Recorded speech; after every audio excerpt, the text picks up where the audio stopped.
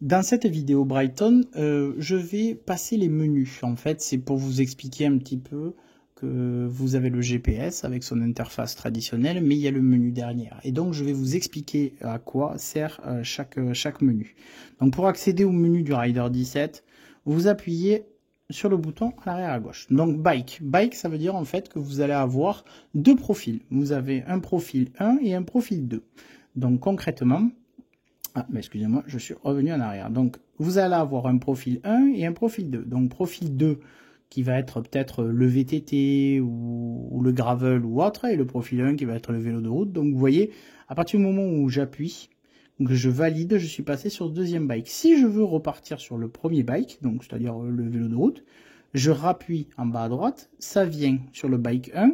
À partir du moment où que ce soit 1 ou 2, je valide.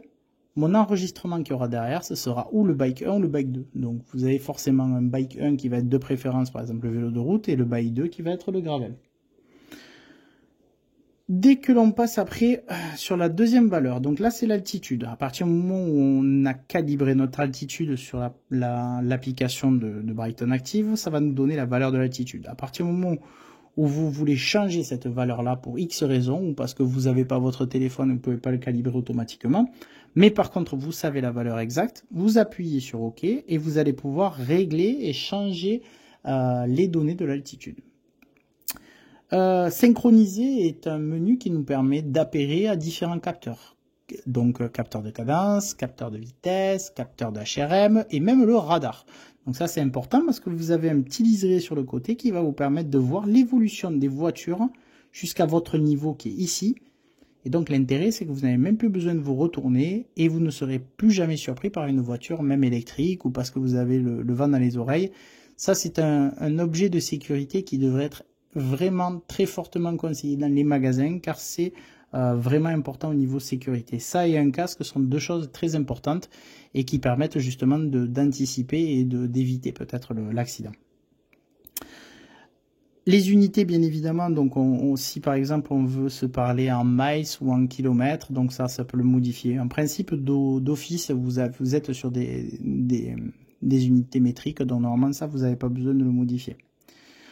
DST, c'est quand on veut faire le changement d'heure. Donc concrètement, l'heure est satellite. Donc c'est-à-dire qu'à partir du moment où vous allez capter le satellite, vous allez être forcément à la bonne heure. Par contre, quand vous êtes dans des heures d'été ou des heures d'hiver, c'est pas la même chose. Donc là, par exemple, on n'a pas d'écart. Donc 000, ça veut dire que l'heure que j'ai en satellite, c'est l'heure qui est affichée. Mais quand on arrive l'été, il faut qu'on change l'heure et qu'on rajoute une heure. Donc forcément, là, il faudra valider et mettre une heure, donc 0, 1, 0, 0. Et donc, ça vous permettra d'avoir en affichage une heure supplémentaire et d'être à la bonne heure en heure d'été. L'odo, ça va être le kilométrage de votre GPS, donc c'est-à-dire de votre GPS et de vos sorties. Donc, vous allez avoir en fait concrètement votre compteur. Votre kilométrage total va s'afficher au fur et à mesure. Pourquoi on peut le modifier? Tout simplement parce que si vous achetez un GPS en milieu d'année, par exemple, ben vous pouvez prendre les valeurs, donc l'odo de votre ancien GPS, les mettre là, comme ça à la fin de l'année, vous aurez vraiment le kilométrage total que vous avez fait, les deux GPS confondus. Et ça vous permet de savoir si vous avez plus ou moins roulé par rapport à l'année dernière. Le reset, on l'utilise vraiment que très occasionnellement. C'est quand, par exemple, vous avez fait ou une fausse manip, ou vous avez une mise à jour qui n'a pas été bien faite, ou si vous avez voilà, des valeurs où carrément vous voulez vendre votre GPS, qui peut arriver aussi, mais vous faites un reset et ça va enlever toutes les valeurs que vous avez à l'intérieur, tout simplement. Et là, c'est la fin du menu.